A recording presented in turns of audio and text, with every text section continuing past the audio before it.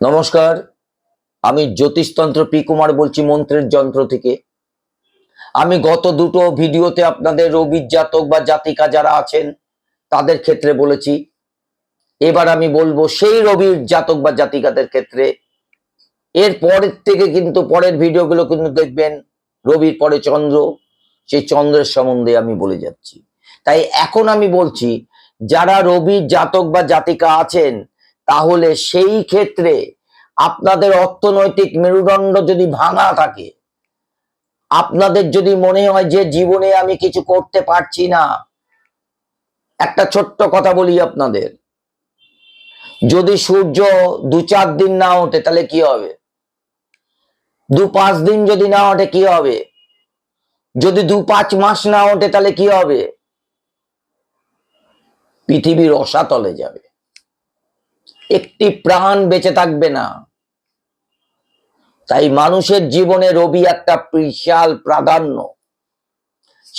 সেই রবি যদি আপনার ডাউন থাকে, তাতে যদি আপনি কোটিপতি হয়ে থাকেন, তাহলে কিন্তু আপনার জীবনে কিছুই থাকবে না। আপনি মিলিয়ে নেবেন আমার কথা।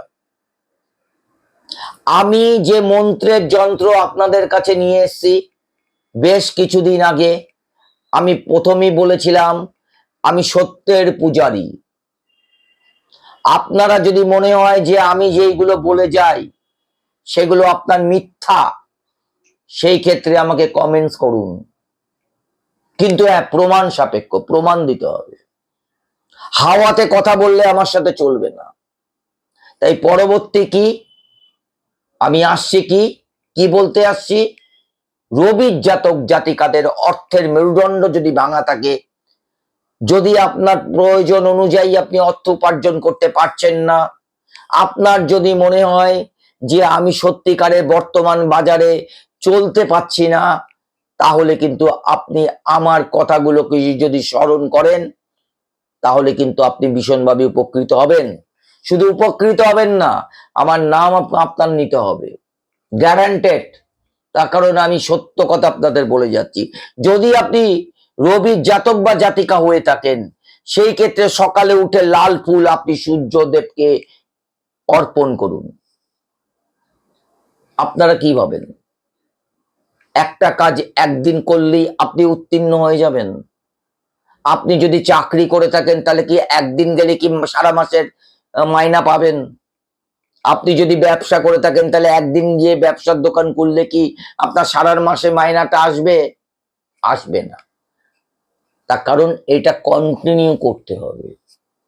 কন্টিনিউ করলে কিন্তু এর উপকার আপনি পেতে বাধ্য, 100-500% গ্যারান্টেড। তাহলে আপনি প্রত্যেক দিন সকালে উঠে কি করবেন? সকালে উঠে আগের দিন একটা লাল ফুল জোগাড় করে রেখে দেবেন, এবং সেই লাল ফুল আপনি আপনার প্রিয়, ভালোবাসার এবং আকাঙ্ক্ষিত সূর্যদেবকে আপনি অর্পণ করুন। প্রতিদিন লাল চন্দন, প্রতিদিন লাল চন্দন এবং কেশর মিশ্রিত জলে আপনি স্নান করুন।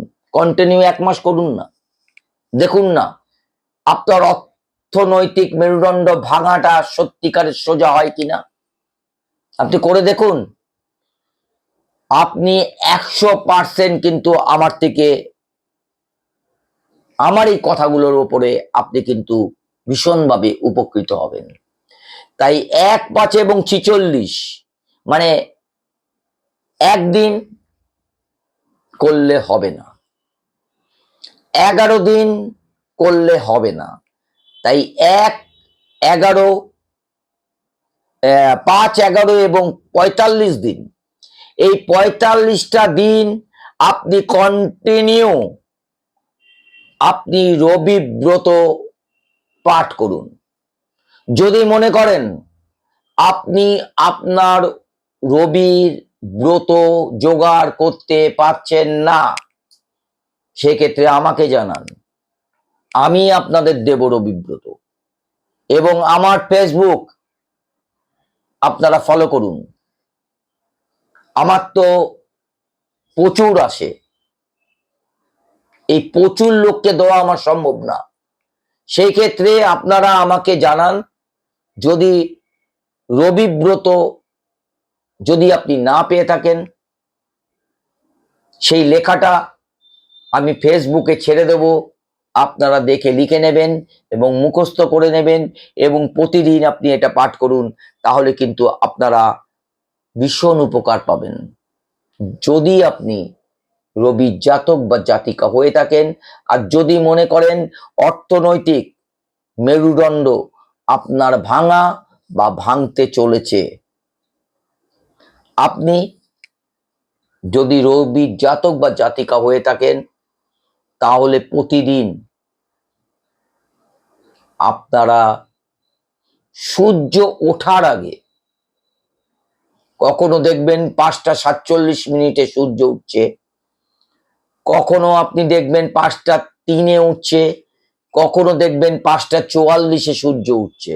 ঠিক ওঠার আগে আপনার যে ব্রহ্ম মুহূর্তগুলো, 3টের পর হচ্ছে ব্রহ্ম মুহূর্ত, এই ব্রহ্ম মুহূর্ত নিয়ে কিন্তু আপনাদের আমি অনেক আলোচনা করব, যেই আলোচনাগুলো আপনার জীবনে বিশালভাবে দর্পণের মতো প্রতিফলিত হতে পারে, সূর্যের আলোর মতো প্রতিফলিত হতে পারে, সেই জিনিস আপনাদের আমি বলবো। তাই এই সূর্য ওঠার আগে যারা রবির জাতক এবং জাতিকা আছেন, যাদের মনে হয় যে অর্থনৈতিক মেরুদণ্ড ভেঙে গেছে বা ভাঙতে চলেছে, ঠিক তারা সূর্য ওঠার আগে ঘুম থেকে উঠে পড়ুন। ঘুম থেকে উঠে যদি পারেন স্নান করুন, যদি না পারেন করবেন না। পূর্ব দিকে মুখ দিয়ে সেই বিছানায় আপনি রবির মন্ত্র পাঠ করুন। দেখুন না, আপনার সেই অর্থনৈতিক ভাঙা মেরুদণ্ড আগামীকালে সবল হয় কিনা। নমস্কার।